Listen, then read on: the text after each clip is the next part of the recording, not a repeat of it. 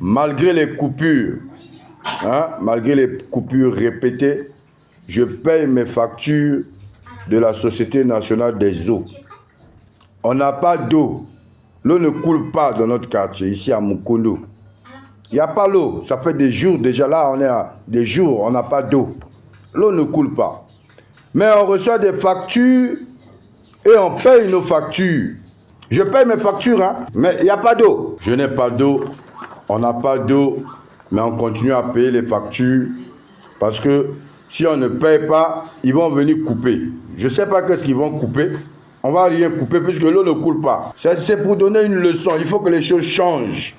On n'a pas d'eau, mais on paye des factures. Déjà, on n'a pas l'argent. Les 15 000 francs là, ça pouvait servir, compléter l'alimentation des enfants. Ça pouvait m'aider à faire autre chose. Mais on est obligé de payer la facture. Parce que si on ne paye pas, on va venir vous couper. C'est comme ça qu'on vit au Congo-Brazzaville en ce moment. Si le gouvernement n'arrive à rien faire, qu'est-ce qu'un directeur va faire? Lui, aujourd'hui, soit disant que cette société a été privatisée, on ne sait pas si c'est privatisé ou pas.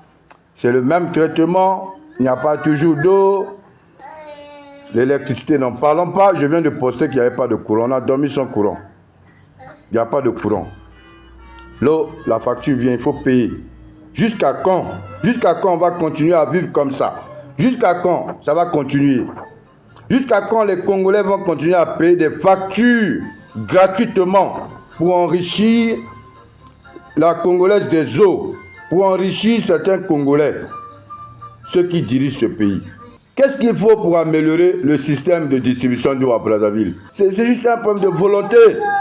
Tous les milliards et les milliards qu'on détourne tous les jours. On ne peut pas utiliser cet argent pour améliorer les conditions de la population de notre pays. Je ne suis pas le seul dans ces conditions. Nous sommes, la majorité de la population vit dans de telles conditions. Il n'y a pas d'eau. Il n'y a pas d'électricité. L'eau qui est la vie. Si on ne peut pas donner de l'eau à la population, qu'est-ce qu'on va offrir au peuple? Si on n'a pas l'eau, on n'a pas la vie. Donc nous, on est des morts, on est des cadavres vivants. Je ne sais pas comment on fait pour vivre. On vit par la grâce de Dieu. La Congolaise des eaux, une société qui a été soi-disant privatisée. L'énergie électrique du Congo, privatisée. Le gouvernement n'a plus le contrôle là-bas, soi-disant. Mais où est le sérieux? Avec 5 millions d'habitants, 300 000 km², un pays riche.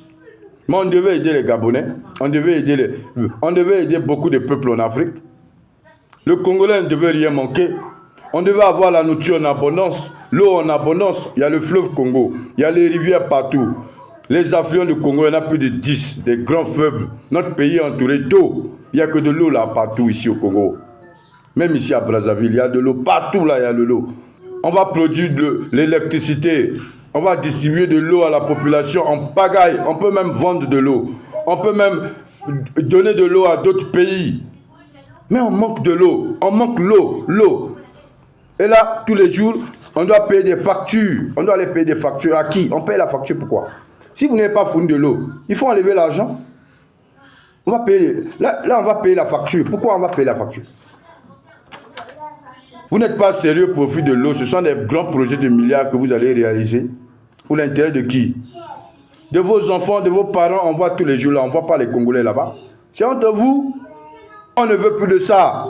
C'est le temps de la vérité. 2024, c'est le temps de la vérité. Ce n'est pas l'année de la jeunesse. Non, c'est l'année de la vérité. Il faut que les Congolais puissent s'asseoir autour d'une même table pour se dire la vérité. Et dire que ça, toi tu as mal fait. Toi tu as mal fait. Ça, c'est mauvais. On a mal fait ici. Il faut qu'on change.